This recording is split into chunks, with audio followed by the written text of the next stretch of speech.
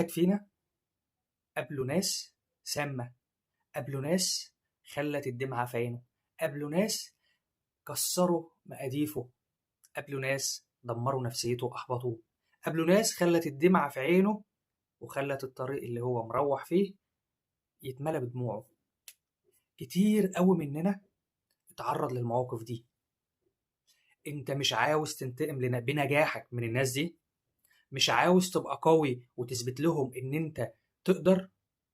اثبت لهم بنجاحك، بإنجازك، بقدرتك، باللي انت وصلت له. اثبت لهم ان انت ما تستاهلش غير القمة. قارنك بعياله، قال ان انت ما تستاهلش وعياله يستحقوا ويستاهلوا ان هم يقدروا يوصلوا، لكن انت لا، انت تستاهل. كل واحد فينا يقدر يعمل اللي محدش يقدر يعمله، كل واحد فينا يقدر يوصل للي هو نفسه فيه، بس احنا اللي بنعجز نفسنا، احنا اللي بنخلق العقبات والطريق المسدود عشان ما نتحركش، عشان مزاجنا، عشان نفضل مرتاحين. الراحة هي التعب، الراحة هي السجن، المزاج هو اللي بيضحك عليك. بس انت بإيمانك وبقدرتك وبقوتك تقدر تعمل اللي محدش قدر يعمله. تقدر توصل قمة بطريقة سهلة وجميلة، بس انت تؤمن بنفسك وبقدرتك.